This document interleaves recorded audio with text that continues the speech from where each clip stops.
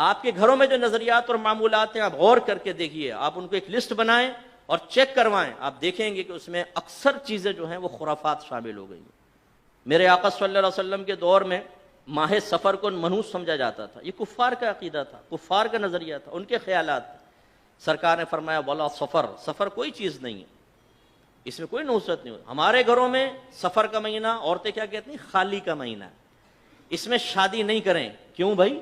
بھائی نحوستیں نازل ہوتی ہیں، شادی کریں گے بے برکتی ہوگی۔ اتنا ان کے سمجھ میں نہیں آتا کہ سفر کے منحوس مہینے میں تو آپ نے شادی نہیں کی، تو اس کا مطلب ہے 11 مہینے تو بابرکت تھے نا، ان 11 مہینوں میں جو شادیاں ہو رہی ہیں ان کی کون سی برکات ظاہر ہو رہی ہے؟ یہ بتائیے، کس نحوست سے بچنا چاہتے ہیں؟ کہ سورہ معاٹے کی گولیاں بنائیں، سورہ مزمل پانی میں ڈال دو جی، کراماتی مچھلیاں وہ گولی کھا کر ایسی دعا دیں گی کہ پیر اور فقیر کی دعا بھی کیا اثر کرے گی، وہ مچھلی کی دعا اثر کرے گی اور بیڑا پار ہو جائے گا۔ کہاں سے ثابت ہے بھائی جان یہ چیزیں؟ لگے پڑے ہیں، بس لگے پڑے ہیں، سننے کے لیے تیار نہیں۔